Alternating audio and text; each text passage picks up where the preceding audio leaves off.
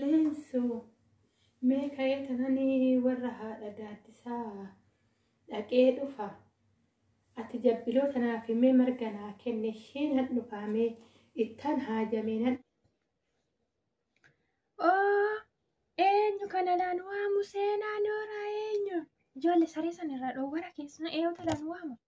Warri kun haadha gaaddisaa nagaa jirtu haadha gaaddu naguma maskeera akkam jirtan fayyuma daa'imti keessan naguma jiru an naguma hunduu gaariidha faga nagaa naa taatan isinillee. Wih, haadha gonfooti seen noori haadha gonfoo noori naguma bultee fayyuma naguma seeni kunoo asirra gahe buna sinii daffisna yaa fiineet kottu mee dafee buna daffisi keessummaan dhufee. Akkasii gaafadde hundumaa qoradhe tanan qoradhe warri shakkuma ishi ittinin nagaraan ittima waan hundaayyuu itti meetuman kaamee akkuma ta'u goona. Ishi hin dhugu buna dhugu nagaatti naa tura nandi gisee biraatis walumaan kaa. Yoo waraqanni deebi'ellee kaa achi kaa fudhannee taqabballee kaa abbaa gonfoo kee wajjin mari'anneetuma akkas goona waanuma ta'u hundaa walumaan kaa itti deemna.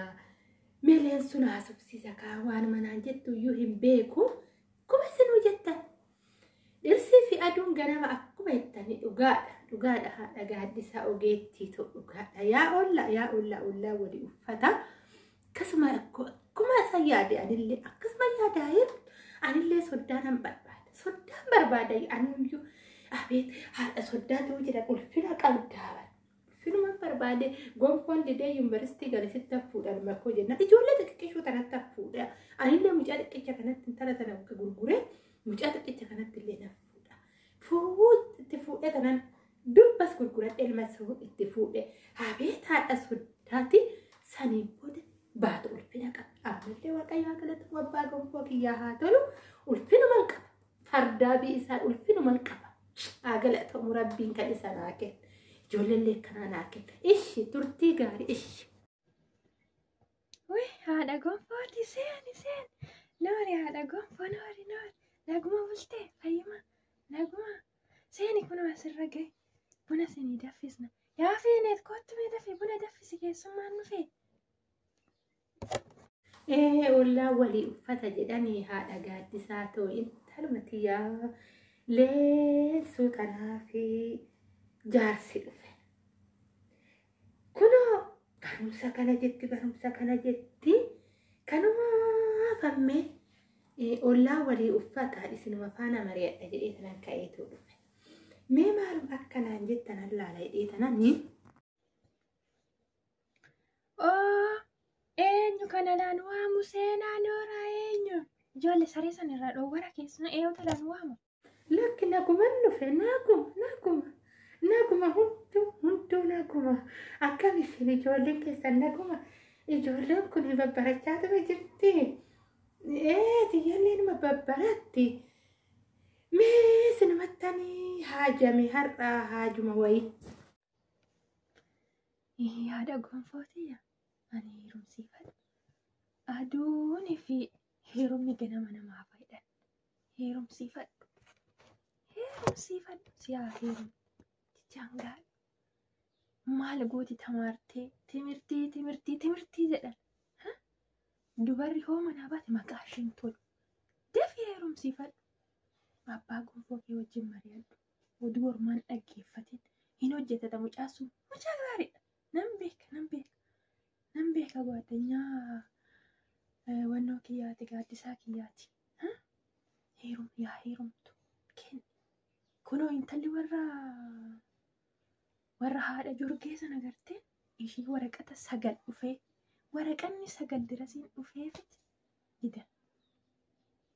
Waraqata 9 dhufee didanii galchanii haatamaartu jedhanii katamaatti galchanii ishiin kitaaba fuutee kitaaba 12 fuutee mana gootee kinoo mucaa warra kunoo ganda isaaniitii achiisan wajjiniin correetti badde.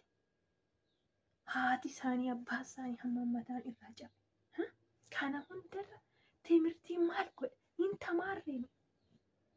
Warri keenya hum tamaarii hom nu tamaarsisan maal nu godhe? Waggaa 9tti na heerumsiisan. Waggaa 9tti heerumedha.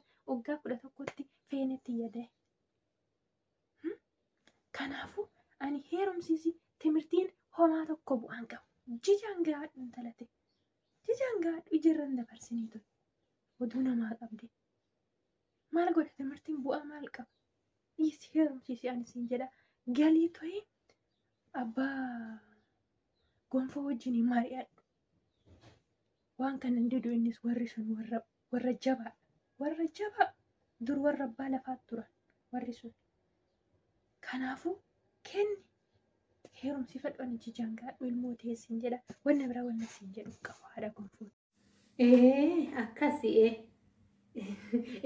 gaafadde hundumaa qoradhee tanan qoradhee warri shakkuma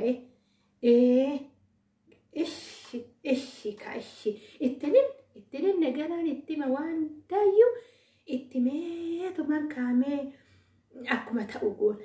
Ishi inni gubun bunan dhugu nagaatti naa tura nandi gisee biraatis walumaan kaa yoo waraqanni deebi'ellee kaa achi kaa fudhannee taqabballee kaa abbaa gonfoo kee wajjin mari'anneetuma akkas goona waan mataa hundaa walumaan kaa itti deemna. Meeleen sun haasofsiisa kaa waan manaan jettu iyyuu hin beeku kuma isinuu jettan. Dhirsii fi aduun ganama akkuma jettanii dhugaadha haadha gaaddisaa ogeettii ta'u dhugaadha. Yaa ollaa wali uffata. Akkasuma akkuma isa yaade anillee akkasuma yaadaayeef anillee soddaan barbaada anuyyuu abeet haadha soddaatu jira ulfina qabdaa. Ulfinuma barbaade gonfoon didee yuunivarsiitii galisitti hafuudhaan makoo jennaan ijoollee xixiqqishuu tanatti hafuudha. Anillee mucaa xiqqicha kanatti intala tana gurguree mucaa xiqqicha kanatti illee nafuudha. Itti fuudhee tanan dubbas gurguradhee ilma itti fuudhee abeet haadha soddaati saniin booda baatu ulfina qaba. Ammallee waaqayyaa galata abbaa gonfoo kiyyaa haa tolu ulfinuman qaba. Fardaa fi isaan ulfinuman qaba. Haa galatamu rabbiin kan isa naa kenna. Ijoollee kanaa naa kenna. Ishi turtii gaarii ishi.